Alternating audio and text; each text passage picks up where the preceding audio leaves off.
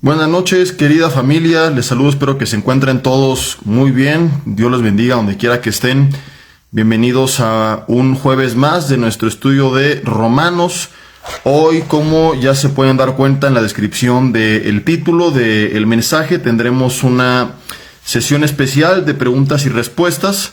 Es una dinámica que algunos ya han vivido anteriormente y que ha sido, la verdad es que de mucha bendición. La primera vez que lo hicimos no esperaba la respuesta que hubo, ¿verdad? Y al ver pues que cada vez que lo hemos hecho hay tanta participación y que es de tanta edificación, les comenté ya hace tiempo que quiero estar teniendo este espacio igual los jueves, cada mes y medio, máximo 2 meses aproximadamente.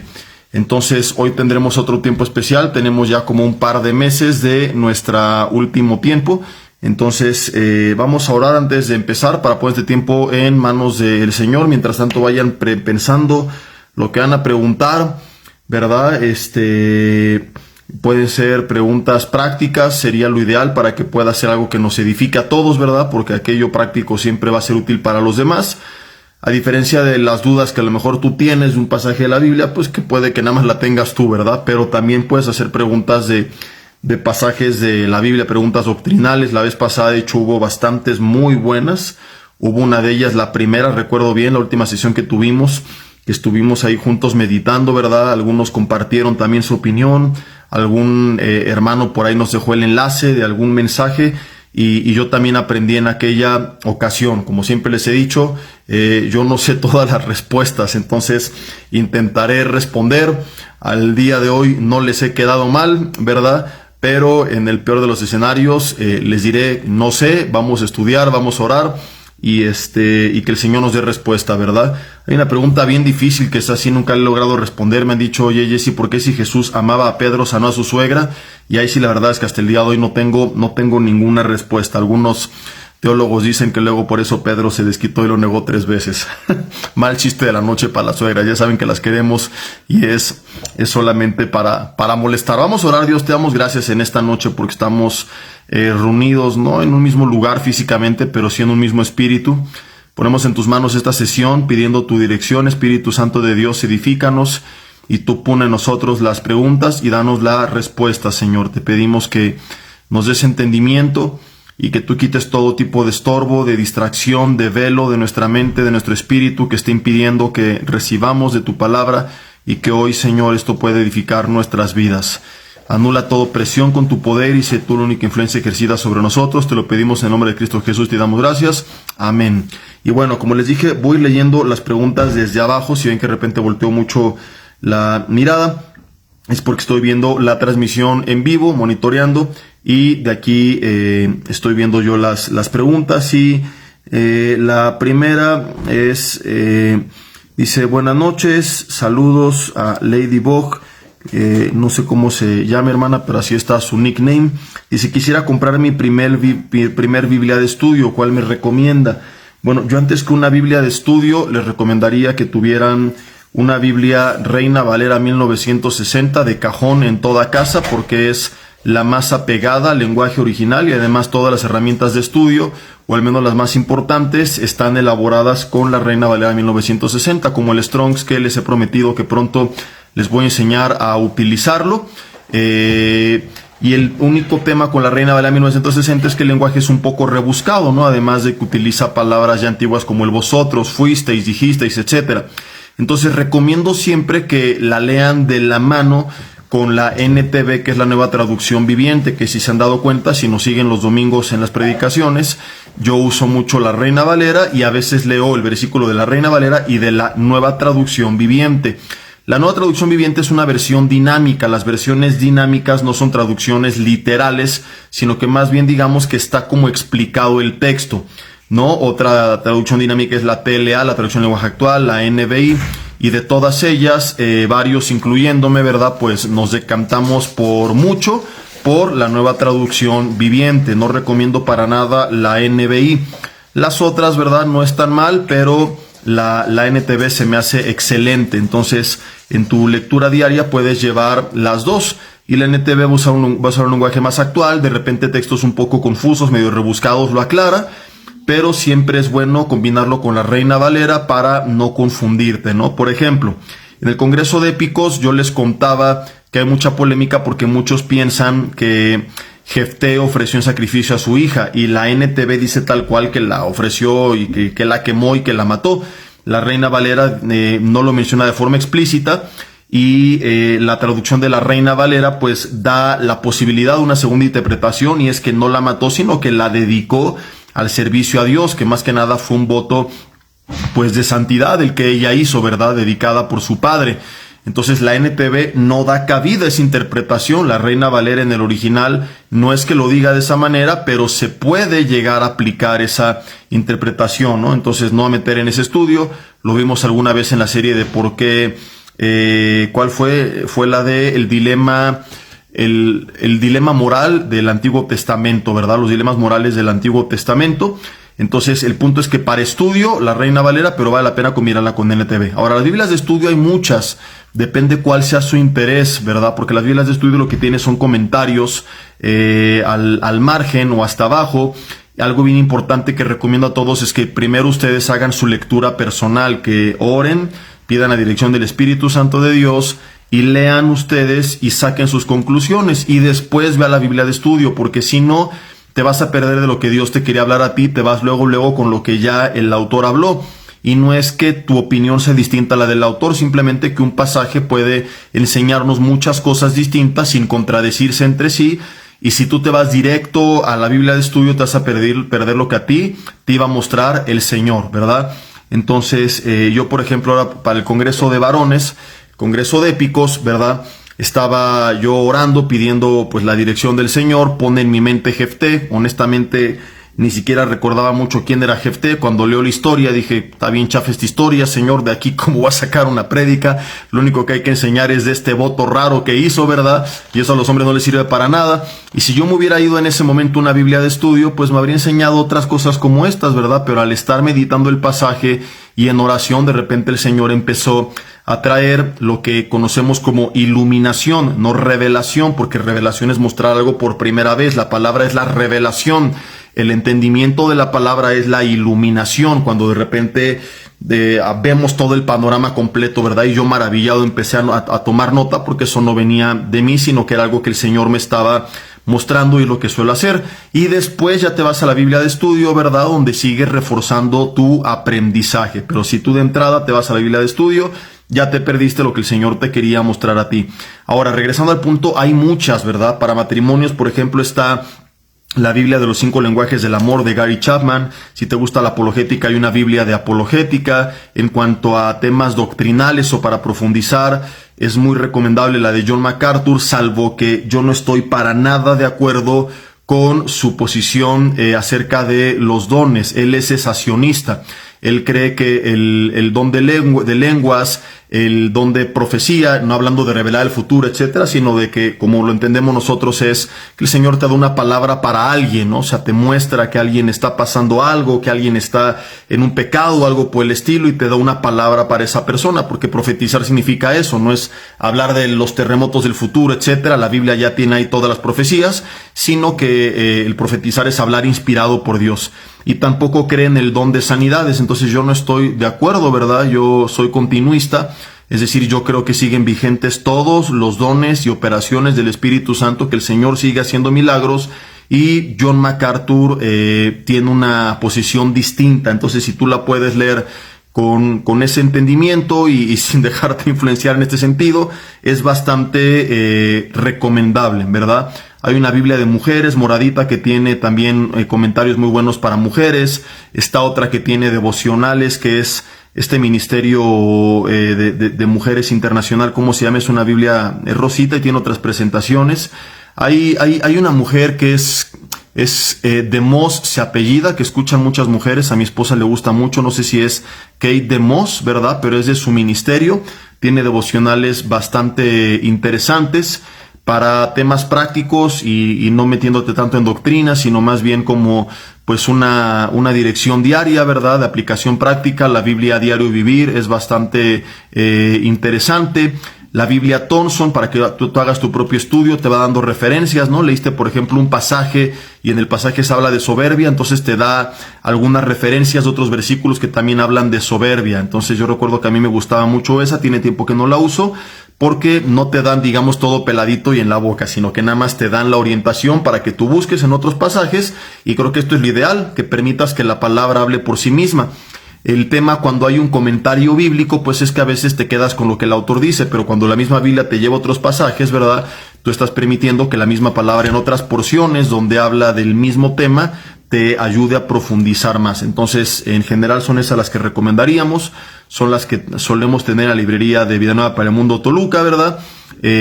Hay otras, ¿verdad?, que también me han recomendado mucho, pero que no he visto, y en algunos casos por el mismo punto, porque aunque creo que son buenas en algunas áreas, llegan a profundizar mucho.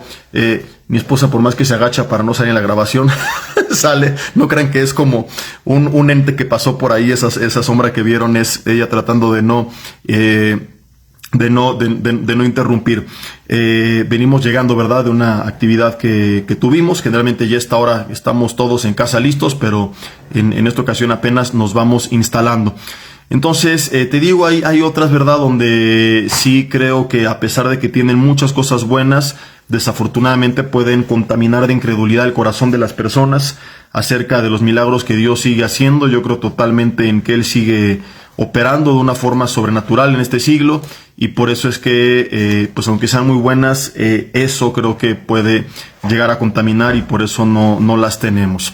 Y bueno, vamos a la siguiente pregunta. Fue muy interesante esta y creo que valió mucho la pena para todos, ¿verdad? Porque no todos tienen Biblias de estudio o saben cómo estudiar. Dice, buenas noches, pastor. ¿A qué se refería Jesús cuando dijo a la mujer cananea no está bien tomar el pan de los hijos y echarlo a los perrillos? Mateo capítulo 15, versículo 25.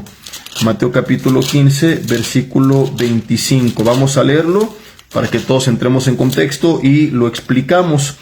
Y vamos a leer desde un poquito antes para ver el contexto, desde el versículo 21.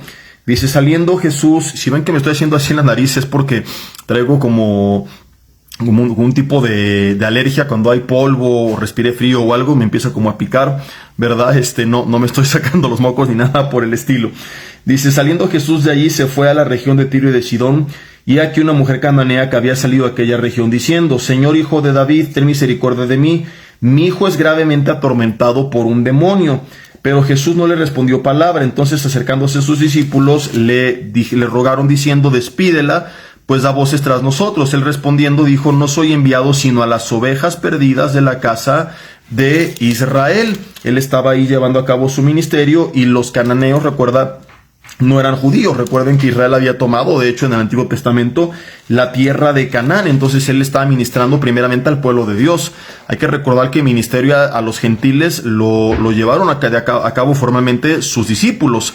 De hecho, los que siguen Romanos cada jueves, justamente en eso estamos, ¿verdad? Donde Pablo exhorta a los romanos en el capítulo 15 a que recibieran a los hermanos nuevos en la fe. Les habla de su ministerio con los gentiles, de cómo sobre ellos también, ¿verdad?, fue llevada la palabra de Dios. Con ellos Dios lo usó, hizo milagros, mostró su poder, y muchos de ellos vinieron a Cristo. Pero antes de esto, ¿verdad?, aún los discípulos con Jesús no tenían esto bien entendido. También acuérdense que Pedro, hasta que no ve esta visión donde Dios le dice mata y come y no llames inmundo a lo que yo santifico, no hablando de la comida sino de la gente, Pedro antes de eso pensaba que pues el evangelio era solamente para el pueblo de Israel. Entonces esto fue algo novedoso, ¿verdad? Y le dice ella en el versículo 25 que se postró ante él diciéndole socórreme, y él le dijo no está bien tomar el pan de los hijos y echarlo a los perrillos. Está hablando figuradamente, ¿verdad? Nadie tomaría el pan de los hijos y se lo da a los perrillos. Entonces él está diciendo, pues mi ministerio ahorita no es con ustedes, tengo que empezar por mi propio pueblo, ¿verdad? Y es lo que les mandó, de hecho, a los discípulos. Comiencen en Jerusalén, Judea, Samaria, hasta lo último de la tierra. Aplicado para nosotros, es exactamente el mismo principio, ¿no? Tú no puedes andar evangelizando todo el mundo si tu propia vida, pues tu propia familia, nunca te has preocupado porque conozcan de la palabra. Son los primeros por los que tienes que orar para que conozcan del Señor. Y ella dijo, sí señor, pero aún los perrillos comen de las migajas que caen de la mesa de los amos. Entonces respondiendo Jesús le dijo, oh, qué grande es tu fe, hágase contigo como quieres, y su hija fue sanada desde aquella hora. Entonces básicamente es una analogía, es una ilustración, ¿verdad?, en la que Jesús pues inicialmente le dice, no estoy viniendo con ustedes, pero ella responde, ella tiene fe, y Jesús deja desde aquí entrever que la palabra de Dios también sería para los gentiles, porque ella era cananea, para aquellos que no eran judíos, pero esto fue algo que fue revelando poco a poco, paulatinamente, y no llegó de tajo con esta revelación. Vamos a seguir leyendo, tenemos algunos comentarios nuevos.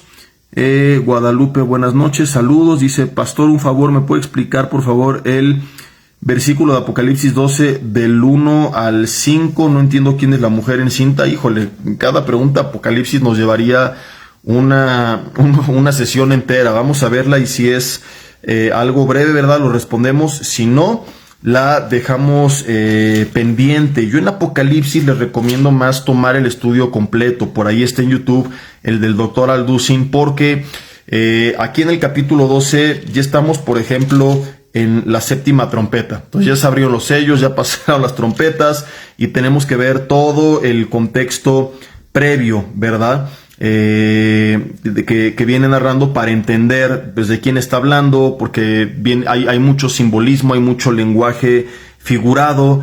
Entonces aquí, por ejemplo, desde los pasajes previos habla de todas las cosas que van a pasar antes, y aquí aparece ya esta mujer y este dragón. Entonces vamos a dejarlo tantito pendiente, porque, como repito, no podemos brincarnos, o sea, podemos brincarnos los primeros 3 capítulos que son los mensajes a la iglesia, ¿no?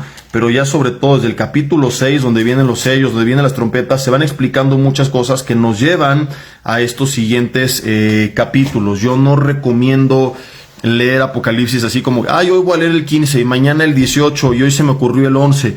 Hay diferentes porciones de la palabra donde puedes salir y Dios te va a hablar, pero Apocalipsis es un estudio donde lleva una revelación continua, cronológica, que tenemos que ir nosotros meditando.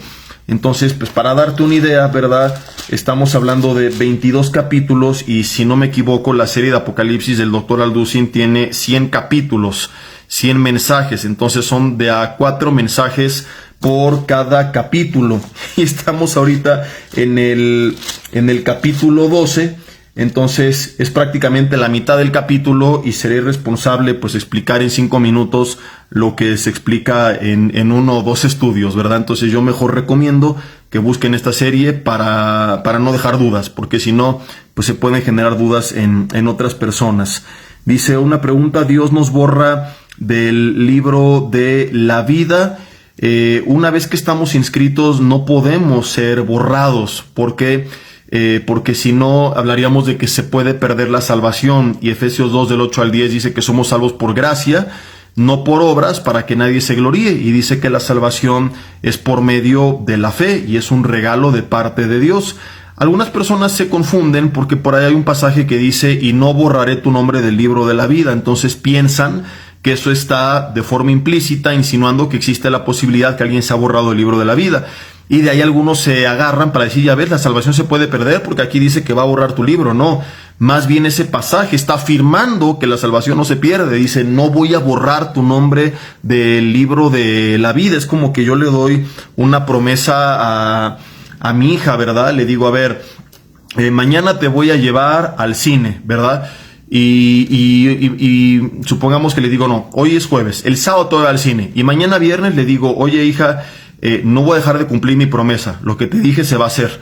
Mi hija no pensaría, ¡ah! Entonces significa que a lo mejor no vamos. No, al contrario, estaría afirmando que vamos a ir. Cuando la Biblia dice, no borraré tu nombre del libro de la vida, no es para que pensemos que podemos ser borrados, sino más bien para que tengamos la certeza de que no seremos borrados. Después dice Eliazar Hernández, saludos, dice, buenas noches, sabemos que el hombre muere una sola vez y después el juicio. Los cristianos van a la presencia de Dios y los incrédulos al infierno, donde sufren hasta el día del juicio final, donde serán lanzados al lago de fuego. Pero esto no sería un doble castigo por sus pecados, estar en el infierno y después ser lanzados al lago de fuego, o sería parte de la misma condena. Ok, ¿quién es quien está ahorita en el infierno? De acuerdo a la historia, recuerden, de el mendigo llamado Lázaro, y el hombre rico. Inmediatamente cuando alguien muere, su espíritu va o a la presencia de Dios o a ese lugar de tormento. Es el espíritu, pero no el cuerpo resucitado. Justamente el martes, con un grupo de amigos y discípulos que tenemos un estudio, ¿verdad? Este estudio no es público. Probablemente cuando acabemos ya con estos módulos lo voy a abrir al público en general, pero veíamos las diferentes resurrecciones. Y explicábamos esto, la resurrección, cuando la Biblia habla de la resurrección del cuerpo. El que duerme es el cuerpo, no el espíritu. Tenemos que entender esto para pasar a la respuesta de la pregunta, porque parece que estoy hablando otra cosa, pero no, tiene que ver y ahorita todo va a amarrar. Entonces, si no fuera así, ¿por qué Jesús le dijo al ladrón al lado de la cruz, hoy estarás conmigo en el paraíso?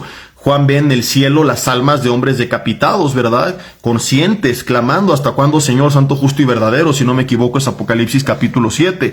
Vemos también que en una transfiguración aparecieron con Jesús Moisés y Elías. Vemos que en esta historia de Lázaro y el rico, o el mendigo y el rico, estaba ahí Abraham. Entonces mucha gente que ya había muerto, pero que aparece en escena con plena conciencia. Entonces el espíritu no puede quedar inconsciente y dormido, va de inmediato a la presencia de Dios, y el que duerme es el cuerpo, el que está siendo castigado es el espíritu, y el lago de fuego ya es el juicio eterno ya para las personas después del tribunal de Cristo, ¿verdad? Donde van a ser resucitados, pero para condenación eterna. Entonces es efectivamente no un segundo castigo, sino una continuación del mismo castigo. Seguimos leyendo. Me bajo que Remé Rivera, esta pregunta es muy buena, también muy polémica, la voy a mega resumir porque algún día la expliqué también en una hora de enseñanza. Dice, ¿por qué se enseña que los muertos no vuelven y el profeta Samuel pudo regresar ante Saúl? Hay dos posiciones teológicas, uno que fue el profeta Samuel y otro que fueron demonios que engañaron al profeta Samuel. Entre pastores de Vida Nueva hemos llegado a tener debates y no nos ponemos de acuerdo, ¿verdad? Yo en lo personal creo que no fue Samuel, sino que fueron demonios, porque cuando suben la adivina, la bruja de Endor, dice, veo dioses del hebreo Elohims, que pueda ser una palabra que se usa para hablar del Dios vivo y verdadero, cuando es Elohim con E mayúscula, dioses falsos, jueces, o en este caso ídolos o demonios. Entonces dice, veo Elohims en plural que suben, ¿verdad? Entonces ni modo que subieran pues los demonios juntamente con Samuel. Muchas personas dicen, bueno, es que se cumplió lo que le dijo. Bueno, es que acuérdense que hay espíritus de adivinación, ¿verdad? Y no había que ser un experto para darte cuenta de la desesperación de Saúl, que estaba a punto de morir. Y los espíritus de adivinación a veces la atinan, a veces no. Era muy fácil atinarle porque el hombre ya estaba rodeado de enemigos, y por eso fue su desesperación a consultar a esta mujer, ¿verdad? Oye, es que ella se sorprendió porque ella esperaba pues un espíritu engañador. Bueno, es muy probable que ella fuera una mujer charlatana y se sorprende de ver que en verdad suben seres espirituales. Otra razón por la que yo creo que no era Samuel es porque le dijeron, hoy estarás con nosotros, ¿verdad? Otra vez en plural. Entonces, si era Samuel, ¿Samuel con cuántos?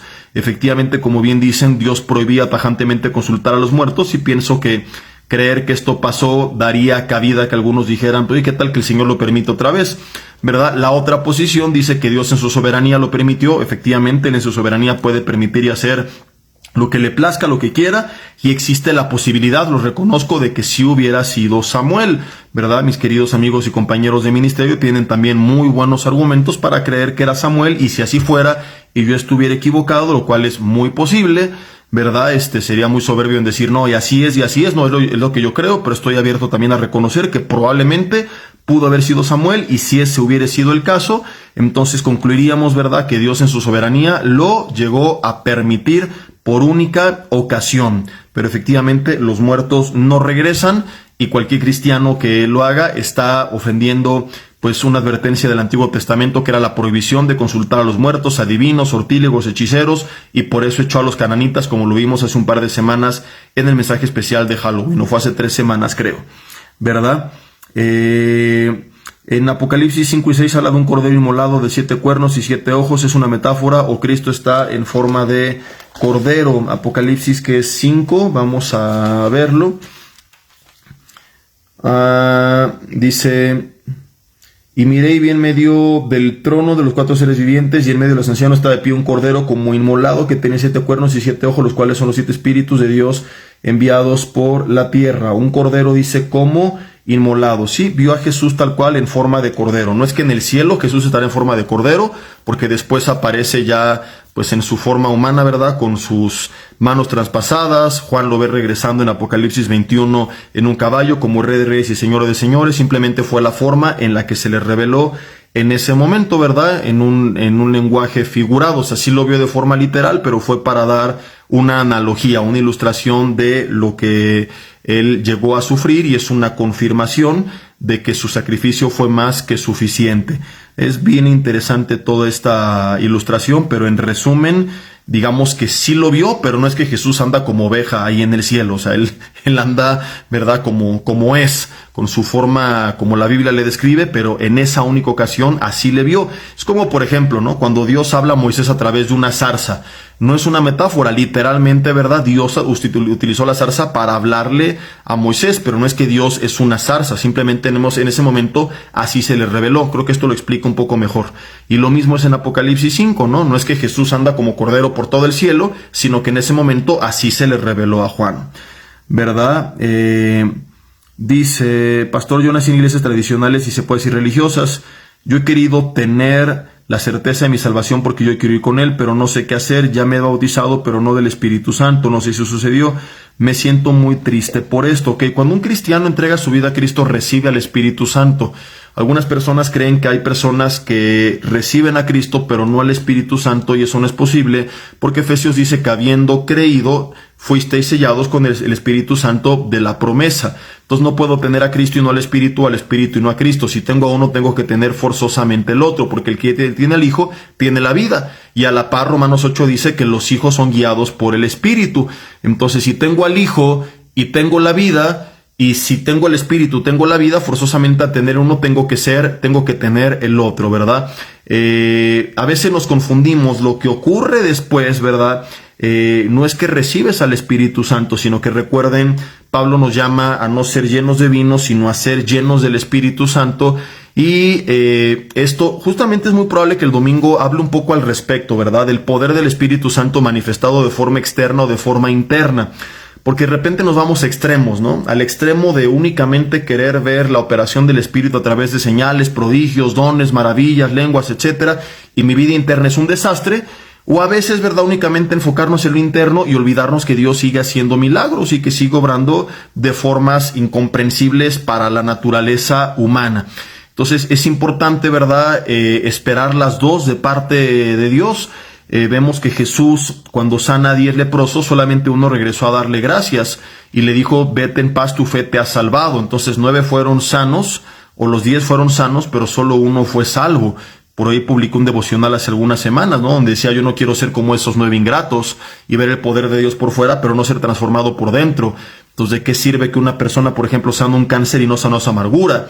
Que sane su mirada física y que no tenga visión espiritual. Entonces la iglesia de repente se va a uno u otro extremo, o a negar las cosas milagrosas que Dios sigue haciendo, o a caer en mucho sensacionalismo y puras profecías y milagros y sanidades, y no predicar la palabra. Y mucha gente muy sana, pero su vida es un desastre, ¿no? Se paró de la silla de ruedas, pero sus pies siguen corriendo apresurados a hacer el mal. Entonces, justamente, a veces pasa lo que nos está comentando mi hermano o hermana, no alcanzo a ver bien la foto, ¿verdad? Aunque imagino por el nickname Jim que ha de ser un hermano, ¿verdad? A veces cuando no sienten algo piensan que no tienen al Espíritu, pero si tú crees en Jesús, tienes el Espíritu y eres salvo. Y el Espíritu da testimonio a nuestro espíritu. De hecho, el hecho de que me digas que te sientes triste, para mí creo que es una evidencia de que en ti está el Espíritu Santo de Dios, ¿verdad? Porque si no estuviera el Espíritu Santo de Dios, ¿tomarías esto como pretexto? Tere, hermana, por Jim pensé que era imagino que el BT son las iniciales de tu nombre y la T es de Tere. Entonces, el hecho de que te esté doliendo, creo que es muestra de que tú tienes un anhelo honesto por las cosas de Dios. Es como cuando hermanos en pecado me dicen, pues creo que soy un farsante, un charlatán, he dudado, ¿verdad?, de que siquiera soy salvo. Le digo, mira, si no fueras salvo no estarías aquí, seguramente seguirías ocultando tu pecado. El hecho de que lo estés exponiendo, estés pidiendo ayuda, pues creo que es evidencia de que el Espíritu Santo que convence al mundo de pecado te está contristando. Entonces, como alguna vez, ¿no?, que empecé a leer yo un libro de apologética, pero al principio me bombardeaba de tantas preguntas que genera dudas y yo me sentía muy mal. Decía, Dios, yo no quiero tener estas dudas, ¿verdad? Y el hecho de sentirme mal era evidencia de que yo en verdad había creído, porque estaba incómodo con eso. ¿Qué es lo que haría alguien que no nació de nuevo? Lo que hacen muchas personas. Hay tantos jóvenes que nunca nacieron de nuevo, llegan a la prepa, universidad, les siembran preguntas y en vez de sentirse mal, ya tienen pretexto para vivir en pecado, ¿verdad? Dicen, Dios no existe porque aprendí todo esto, ¿verdad? O desaprendí y se apartan por completo del evangelio. Entonces, cuando a un cristiano le duele, se siente incómodo, pues es evidencia, ¿verdad?, de que hay una convicción genuina en su corazón. Es una evidencia de que él en verdad o ella en verdad quiere seguir a Dios, servir a Dios, amar a Dios. Para tener la certeza de la salvación solamente necesitas preguntarte si en verdad crees que Jesús murió, resucitó por ti. Si tú lo crees y le pediste perdón y te arrepentiste y le entregaste tu vida, entonces tú eres salva. Juan 1:12 dice, los que creen en su nombre, los que le recibieron, les dio el derecho de ser llamados hijos de Dios. No necesitas acalambrarte y caerte al piso para tener la evidencia de que has nacido de nuevo y de que tienes a su Espíritu, ¿verdad? Ahora, sin irte al extremo de decir, pues no me importa, entonces ya nada de lo externo, no, sigue buscando esa llenura del Espíritu Santo de Dios. Y va a haber ocasiones donde, aclaro, ¿verdad?, no estoy siendo escéptico. Yo creo que hay manifestaciones donde a veces de forma tangible tú sientes su presencia y pasan muchas cosas, pero el punto es buscar ese equilibrio de las dos, ¿no? Y lo más importante es buscar que Él transforme mi vida, porque para eso vino, ¿verdad?, el Hijo del Hombre, para salvar las almas de los hombres, para cambiarnos, para hacernos discípulos, para que le siguiéramos, para que viviéramos una vida de acuerdo a su voluntad. Entonces, todo cristiano que en verdad creyó en Cristo, que le entregó su vida, pues según la palabra, se ha convertido en hijo de Dios, y el mayor testimonio no es lo que tú sientes, sino tu vida transformada, ¿no? Porque hay mucha gente que pues ha sentido cosas así sobrenaturales, pero su vida sigue siendo la misma piltrafa de antes, entonces no ha cambiado, porque si alguno está en Cristo, nueva criatura es. La mayor evidencia de que alguien está en Cristo es que es nueva criatura.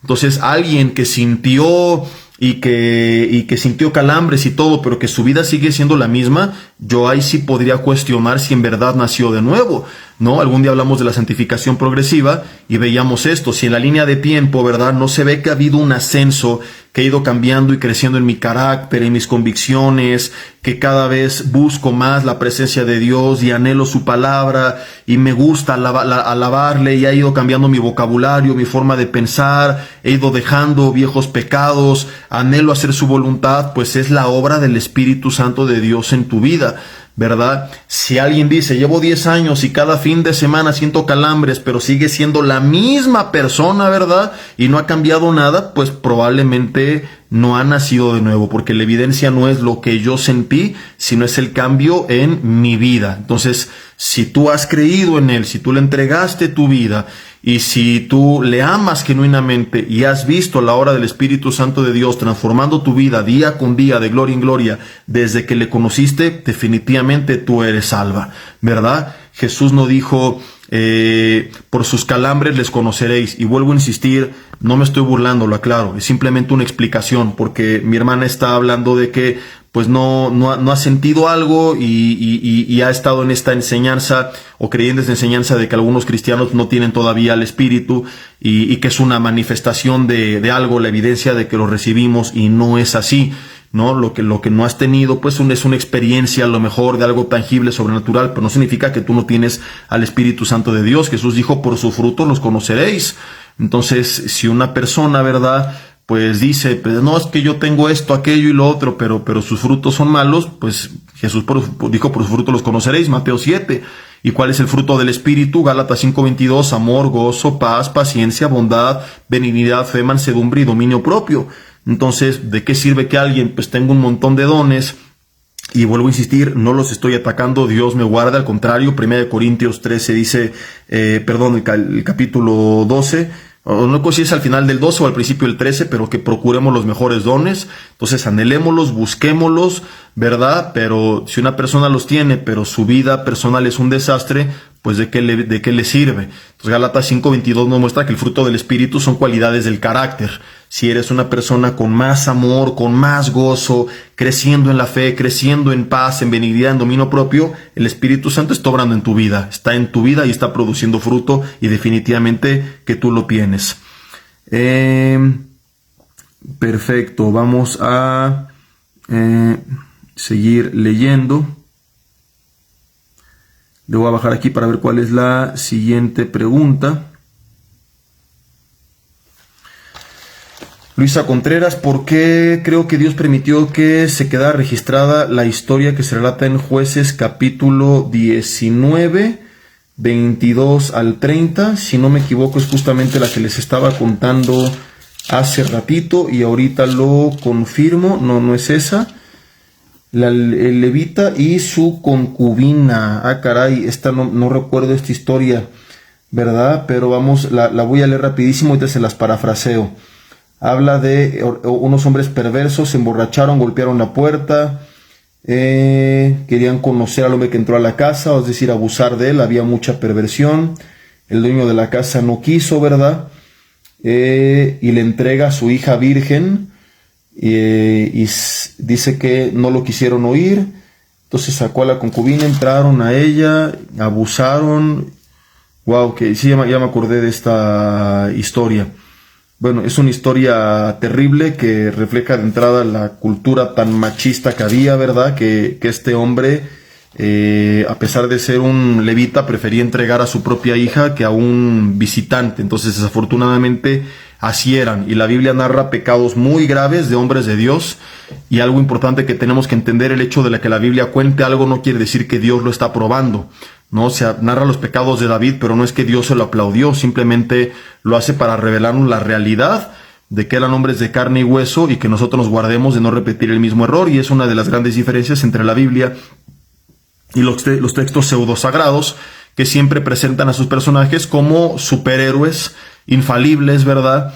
Y la Biblia no, la Biblia nos narra los pecados y los crímenes aún de los grandes hombres de Dios. Entonces, el hecho de que se esté narrando esto no es de que Dios lo esté aprobando, simplemente describe lo que pasó, y es una vergüenza que este hombre haya hecho eso, y podríamos de aquí extraer una muy buena enseñanza de cómo muchas veces, ¿verdad?, hay hombres tan perversos que son capaces de sacrificar a su propia familia para proteger sus intereses personales. Entonces, así a primera instancia es la respuesta. Podemos profundizar más y pensar, habría que leer a ese varón que vino de visita. A lo mejor el hombre quería obtener algo de parte de él, quizá era un noble, no sé si era como cuando vinieron los ángeles con Lot, algún ángel, tenemos que ver bien la historia, pero quizá este hombre en su mente, ¿verdad?, lo estoy pensando, dijo, no, mejor les entrego a mi hija que quedar mal con este hombre. Y nos puede sonar como absurdo. ¿Quién haría eso? Bueno, volteen a ver el caso de Puff Diddy o Diddy Yankee, como se llama este hombre perverso, que qué bueno que ya está en la cárcel y que ahí se pudra muchos años junto con toda la gente perversa que estuvo ahí. Pero han salido casos de papás que entregaban a sus hijos. O sea, que entregan a sus hijos a Hollywood, y en Televisa también hubo casos así que se dan a la luz, donde había abusos, ¿verdad? Y le pedían el cuerpo a las mujeres, a veces a jovencitas, con los papás estando enterados, y lo permitían porque a cambio de eso obtendrían fama y muchos millones. Entonces, no sabemos qué interés de por medio, si lo había o simplemente su machismo, pero lo que hizo definitivamente pues estuvo terrible. Y Dios lo narra porque Dios nunca oculta nada. Dice Marisol Gómez, muchas personas me han comentado que es mucho mejor orar de madrugada porque son más efectivas las oraciones. Eso es verdad. Dice, o sea, si tenemos un tiempo con Dios en el día, ¿no sería igual que en la madrugada? Por supuesto que es lo mismo, orar a la hora que cada uno pueda. ¿Por qué se recomienda en la madrugada o muy de temprano? Porque no hay distracciones. En la tarde eso, en el teléfono, tocan el timbre de la casa, pasan los del gas, ¿verdad? Hay muchas cosas que nos pueden distraer, y la palabra en Jeremías 23 dice, ¿quién estuvo en lo secreto y vio y oyó palabra de Jehová? Entonces es bueno que tengamos tiempos de oración de intimidad sin distracciones, pero no es que a fuerzas tiene que ser en la madrugada. Hay personas que se paran a las 4 de la madrugada, hay personas que lo hacen a las 6 de la mañana. Habemos algunos, ¿verdad? Y me incluyo, que se nos dificulta a lo mejor eso y que lo que hacemos es más bien extendernos en la noche. Entonces yo prefiero, por ejemplo, ya en la noche que se durmió mi hija y mi esposa, ahí empezar mi pachanga y de ahí extenderme hacia la madrugada. Pero aquí lo importante es orar sin cesar, o sea, todo el día estar en conectados con Dios en nuestra mente, escuchando alabanzas, escuchando prédicas, meditando la Biblia en nuestro espíritu, en nuestro corazón, estar en contacto con Él y buscar en algún momento del día o en algunos momentos del día algún espacio a solas, ¿no? Entonces, en este mundo ajetreado con tantas ocupaciones, una persona casada con hijos difícilmente podrá estar todo el día a solas a menos que ignore a los demás, y Dios no nos manda a hacer eso, ¿verdad? Entonces buscar un espacio a solas de buen tiempo, pero en el resto del día también es importante estar conectados y también buscar esos espacios, ¿no? Yo de repente he ido manejando y llego, por ejemplo, a alguna plaza o al colegio, a la iglesia, al gimnasio, y hay algún problema, algo que me está cargando. Entonces, antes de bajarme, me quedo algunos minutos ahí, cierro mis ojos y lo pongo en oración delante de Dios, ¿verdad? Entonces, podemos buscar cualquier momento y independientemente de esos momentos, buscar otro momento durante el día un poco más amplio para estar sin prisa, donde nos conectemos con el Señor, pero puede ser en cualquier momento. Suele ser en la madrugada más efectivo, no porque tenga más poder la oración de madrugada. O sea, no es de que Dios dice, pues no, hijo, clamaste por fe, pero eran las 6 de la tarde, no las 3 de la mañana. En cambio, este incrédulo me clamó a las 4, así que lo voy a escuchar a él. Además, en el reino de los cielos no hay horario, no hay el cronos que hay aquí en la tierra, ¿verdad? Existen los tiempos de Dios, pero no son nuestros tiempos cronológicos. Imagínate, ¿no? O sea, ahorita, por ejemplo, aquí son las 8:45 y hay lugares donde son las 4 de la mañana. Entonces, si yo ahorita clamo y una persona clama del otro lado del mundo, en Europa, allá son 9 a 10, 11, 12, 1, 2, 3, son como las 4 de la mañana aproximadamente. Entonces, si clamamos los dos, ¿qué va a hacer el Señor? Va a decir, le respondo al de Europa porque su oración vino a las 4 de la madrugada de su tiempo, pero no a la de Jesse porque vino a las 9 de la noche del tiempo de México. Por supuesto que no. O sea, Dios gobierna sobre todo el mundo, sobre todo el universo, y Él no está en nuestro horario. Entonces Dios escucha en todo momento y la oración tiene poder en todo el tiempo. La persona que te dijo quizás se refirió a eso o le enseñaron mal, ¿verdad? Es más efectivo, pero porque no hay distracciones, pero no porque tenga más poder. Si tú encuentras un momento en el día sin distracciones, también es efectivo a esa hora del día. Ok, vamos a seguir leyendo. Ok, como aclaración a Tere, porque estoy viendo los comentarios, dice, te hacen dudar si no hablas en lenguas. 1 Corintios 12 menciona claramente, si lo leemos todo, pues que no todos hablan en lenguas, que son diferentes dones. Y pregunta Pablo, ¿son todos profetas? ¿Son todos apóstoles? ¿Hacen todos milagros? ¿Hablan todos lenguas?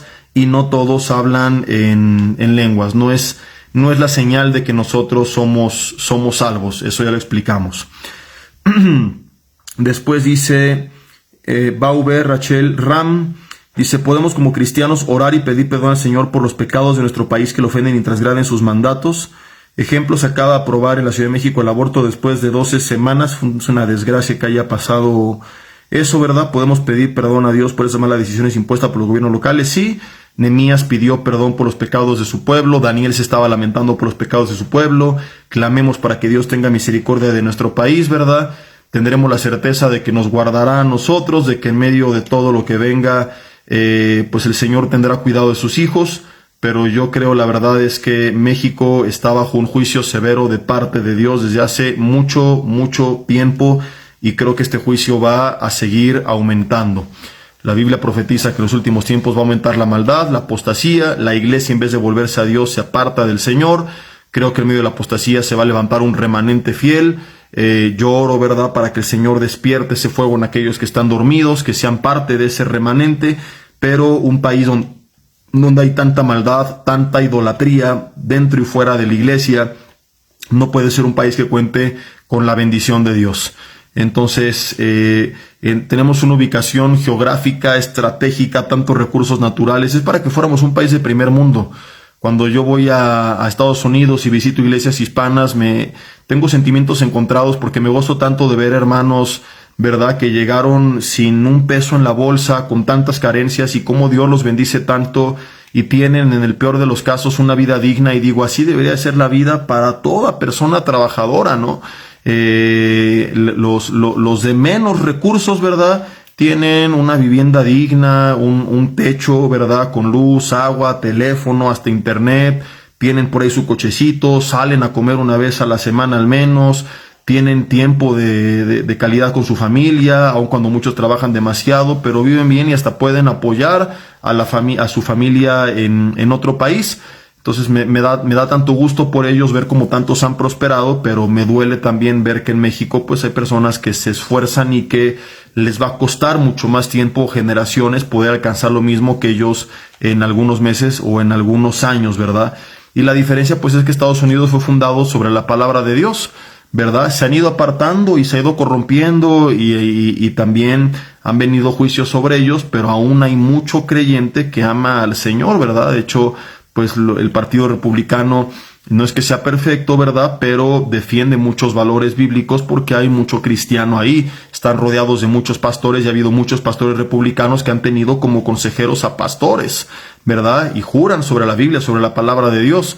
No que en México pues sacas la palabra de Dios y te van a agarrar a pedradas. Entonces, aunque se ha ido corrompiendo, quedan algunos vestigios de lo que algún día fue y de las bases bíblicas sobre las cuales ese país fue fundado, ¿no? Y la Biblia tiene una promesa en Segunda de Crónicas 7:14, el pueblo que se humilla, que lo busca, que se vuelve, Dios va a perdonar, oír y sanar su tierra.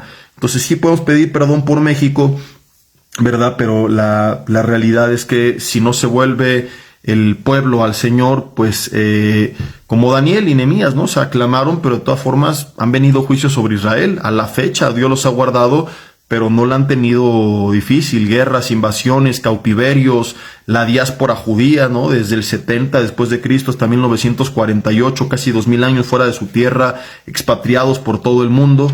Entonces me da tanta tristeza porque creo que si México se volviera a Dios sería otro país, pero no nos lamentemos por eso, busquemos a Dios y descansemos en que nosotros, como Israel en medio del desierto, veremos su mano y su fidelidad.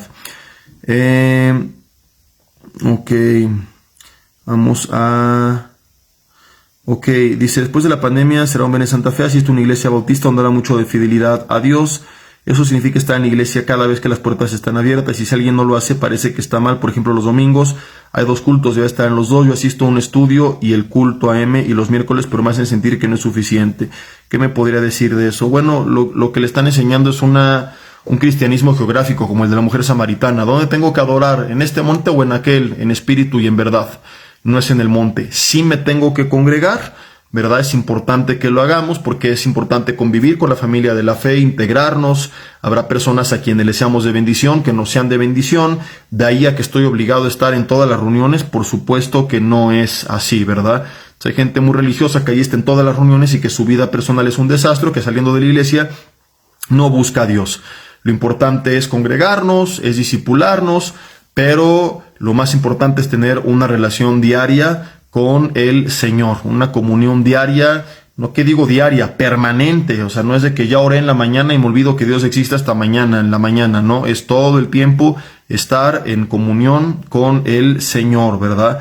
Tristemente muchas iglesias trabajan con temor y con manipulación. Si te vas, pierdes la bendición. Si no vienes, te va a caer la maldición de Tutankamón y cosas por el estilo. Y a veces es la falta de fe, pues, del pastor, ¿no? Por querer tener ovejas. Y esas ovejas, ¿verdad?, que representan a veces un ingreso para la congregación. Y si se me va, ¿cómo le voy a hacer? Y pues, ¿con qué cara vas a predicar de fe? ¿No? En Vida Nueva, ¿verdad? No es que somos perfectos, hay cosas que tenemos que mejorar y que el Señor nos ha ido mostrando, pero en esta área, pues muchos de ustedes son testigos que me han dicho, pastor, ya me voy a ir de la congregación, y si es por un motivo bíblico, apenas me tocó a una pareja de jóvenes recién casados, se cambiaron de congregación después de muchos años, hablaron conmigo y son testigos, ¿verdad?, de que les dije que Dios los bendiga, oré por ello, les di consejo, ¿verdad?, un buen consejo. Entonces la Biblia habla en Efesios 6 de que los ministros, pastores, maestros, evangelistas, apóstoles fueron puestos para edificación del cuerpo de Cristo y para perfeccionarnos para el ministerio. Tengo que estar donde esté siendo edificado y donde esté siendo perfeccionado. cuando ha habido personas que me dicen, ¿sabes qué? Es que estoy siendo de más bendición en este lugar o estoy creciendo más aquí y no es por un capricho, un berrinche personal, porque me cayó gordo el pastor, porque me exhortó. Lo que suele suceder en el 90% de las cosas, ¿no? O sea, son poco los maduros que realmente se van por un fundamento bíblico. Y a la mayoría de la gente que se va a la iglesia ni se despide y se va porque le exhortaste y no aguantan que los exhortes, ¿verdad? Aun cuando lo hagas en amor o que les disciplines del ministerio, entonces me voy, ¿no? Pero cuando es por una razón bíblica, adelante. Y el pastor no tiene que temer ni andar manipulando, ni chantajeando, ni atemorizando a la congregación. Tiene que descansar en que Dios tiene cuidado de nosotros y si alguien se quiere ir adelante, entonces no deberían de hacerlo. O puede que sinceramente equivocados, ¿verdad? Ellos piensan que de esta forma pues están ayudando a la gente a crecer, pero no, tienen que crecer en el amor, no en el temor, porque el amor echa fuera todo el temor y el que aún teme no ha sido perfeccionado en el amor. Primera de Juan, capítulo 4. Ya no hagan nuevas preguntas, hermanos, porque tengo 30 comentarios pendientes y nos quedan 7 minutos. Entonces, con estos 30, de por sí no creo que terminemos, pero vamos a ver hasta dónde podemos terminar. Dice, mi pregunta es, ¿qué pasa cuando una persona fue bautizada en el nombre de Jesús? ¿Su bautismo es válido? El bautizo es algo simbólico, es un testimonio de fe, no es un requisito para salvación. Imagínate que alguien llega al cielo y no se bautizó. Oye, te arrepentiste, pero no te remojaste. Entonces, ¿tendría más poder el agua que la sangre de Cristo? Por supuesto que no. Entonces te puedes volver a bautizar en el nombre del Padre, del Hijo, del Espíritu Santo de forma simbólica y para que tengas paz que diste testimonio de la Trinidad en tu fe, ¿verdad? Cuando fuimos, por ejemplo, a Israel hace muchos años, en Jordania hubo personas que de forma simbólica dijeron, ya me bauticé, pero me quiero volver a bautizar, ¿no? Yo recuerdo que yo había entregado mi vida a Cristo y no me bauticé sino hasta muchos años después, en un campamento donde de hecho prediqué y se le hacía bien raro a los jóvenes como el predicador apenas está bautizando, ¿no? Es que rollo con su vida. Pero me ocupaba, pero no me estresaba porque sabía que no era un requisito para salvación. Entonces, pues preguntar si es válido, estaríamos diciendo que el bautismo tiene un poder especial en nuestras vidas y simplemente es dar testimonio público de nuestra fe en Él. Yo le recomendaría que lo volviera a hacer para que se quede tranquilo en su corazón, ¿verdad? Y saber que dio testimonio del Padre, del Hijo y del Espíritu Santo en su vida, pero mientras lo hace no pasa nada, no se está perdiendo alguna bendición especial o algo por el estilo, ¿verdad? Seguimos leyendo, pregunta Rocío si podemos explicar Mateo capítulo 16, versículo 18, dice, es la confesión de Cesarea, cuando Pedro le dice, Jesús le dice a Pedro, tú eres Pedro y sobre esta roca edificaré mi iglesia. Muchos católicos dicen que aquí Jesús está nombrando a Pedro el primer papa. Les recomiendo una prédica que por ahí van a encontrar en internet que se llama ¿Fue Pedro el primer papa o Pedro el primer papa? En síntesis, ¿verdad? En griego está diciendo tú eres Petros y sobre esta Petra edificaré mi iglesia. Petros significa piedra pequeña, Petra significa masa de roca o roca grande. Si toman una concordancia y buscan la palabra roca, siempre que la palabra roca habla de la Petra, la masa de roca sobre la cual Jesús dijo ahí que fundaría su iglesia, se refiere a Jesús, la piedra angular, nunca se refiere a Pedro como la Petra. Entonces la base de la iglesia, según la Biblia, no mi interpretación, sino la Biblia, ha sido siempre Jesús. Pedro es un Petros, pedazo de roca. Es una parte importante de la iglesia, es un pilar importante de la iglesia, nadie lo niega, estaríamos locos en decir que no, es un fundamento importante, un pilar de la iglesia, pero la base es Jesús, no Pedro. Entonces está diciendo en el original, tú eres Petros y sobre esta Petra, tú eres una base importante o un pilar importante, pero yo soy la base, el fundamento de la iglesia. El pasaje que aparentemente, según el catolicismo, demuestra que Pedro fue nombrado la base de la iglesia, más bien confirma que es Jesús la base de la iglesia, ¿no? Y además versículos después lo reprende y le dice, apártate de mí, Satanás, así que no sería muy coherente de parte de Jesús primero darle ese título y luego decirle que es el diablo en persona hablándole. Preguntan si es anatema tener peluches de fantasmitas, muñecos de anime, Goku, etcétera. Mira, no conozco a muchos de ellos, pero todo relacionado con el ocultismo, con la magia, con monstruos, con demonios, con el reino de las tinieblas, hay que echarlo fuera de nuestra casa. Como lo vimos en el mensaje de Halloween, ¿verdad? Como cristianos hay que enseñar a nuestros hijos que ni de broma tenemos nada que ver, nada que tenga que ver con el reino de las tinieblas, porque eso puede comenzar a abrir puertas, ¿verdad? Aun cuando alguien diga, no, eso es fanatismo, yo no lo estoy idolatrando ni nada por el estilo, es el iniciar una relación, permitir en mi vida algo que el día de mañana puede llevarme a jugar Ouija, a consultar una bruja, algo por el estilo. Entonces, por eso que todo cristiano tiene que apartarse de todo aquello que tenga que ver con algo sobrenatural que no viene de parte de Dios. Lo único sobrenatural que buscamos viene de parte de Dios, y todo lo demás no es nuestro enemigo, es nuestro enemigo. Entonces ya cada quien corresponde todos estos nombres de estas cosas que no conozco, filtrarlas y preguntarse, ¿verdad?, si de alguna manera me pueden llevar a eso, ¿verdad? Seguimos leyendo porque nos quedan ya 2 minutos. Dios miente, no miente. Él no es hombre para que mienta, ni hijo de hombre para que se arrepienta. Hace poco lo veíamos. Dice, ¿puedo estar, Caro Martínez, en yugo desigual en mi trabajo? Yo soy cristiana y mi jefa dice que sí, pero no lo es.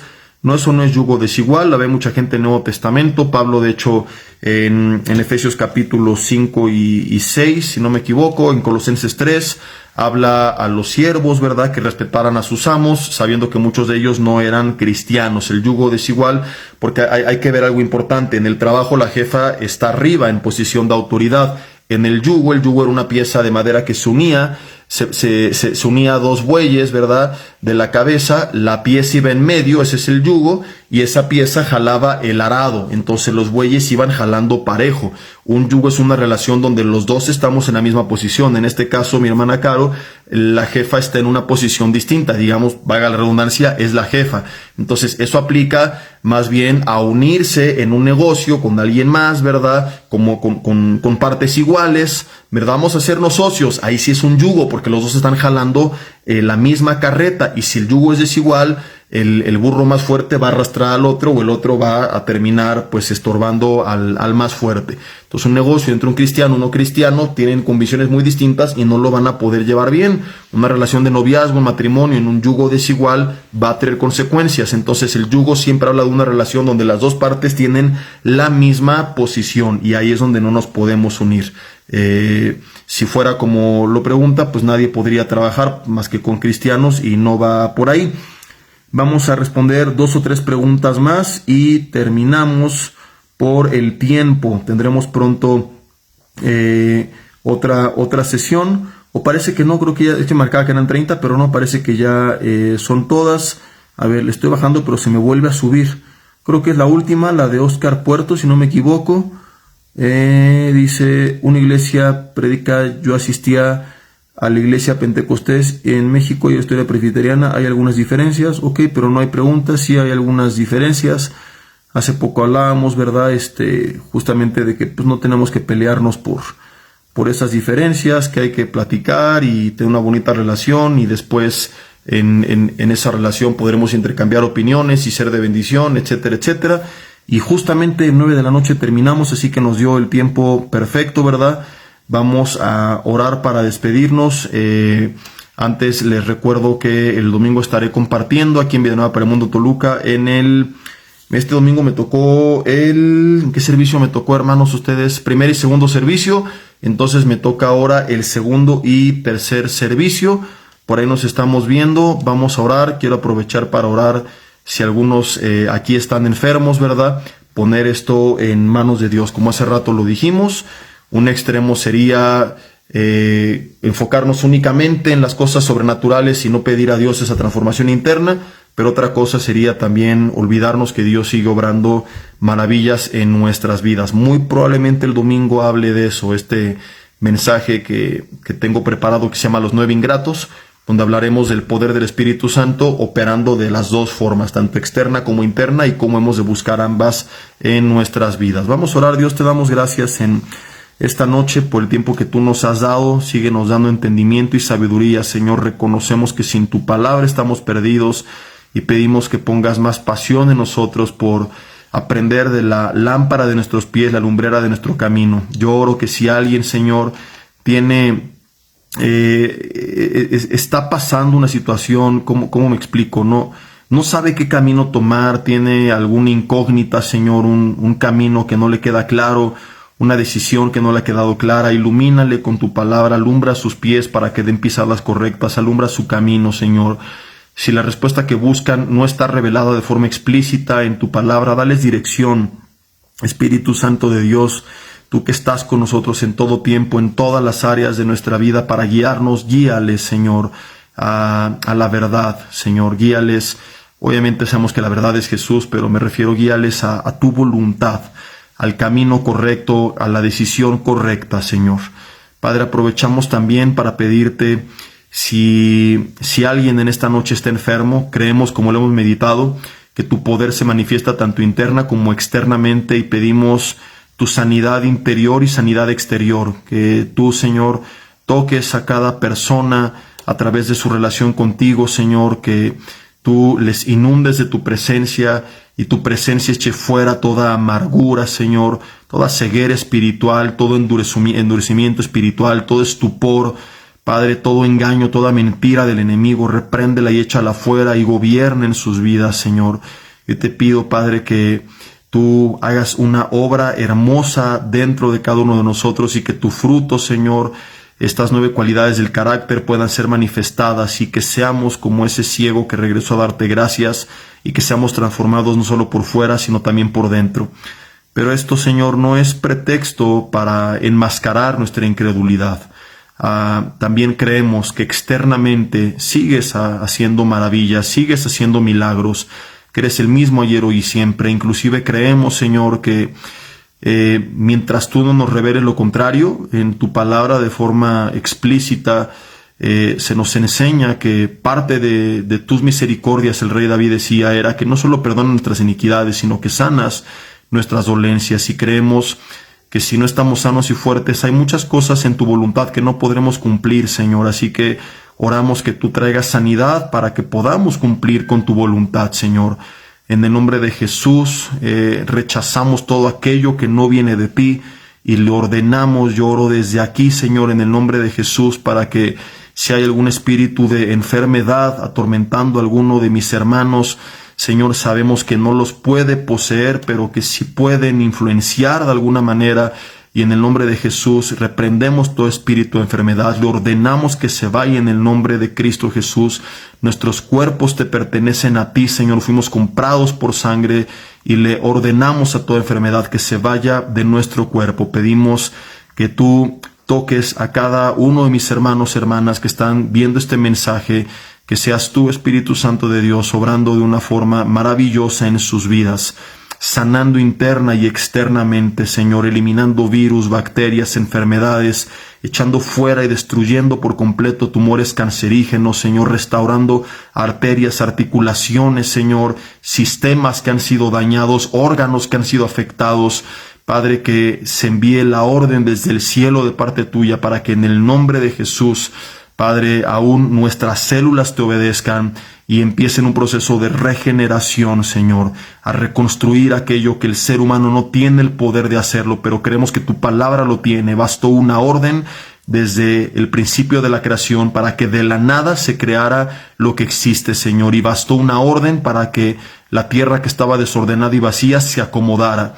Pedimos que tú envíes la orden, Señor, para que nuestros cuerpos oigan, aunque nuestras células, Señor, oigan y te obedezcan, y que en el nombre de Jesús de Nazaret, Señor, seamos sanos por tu poder y por tu obra.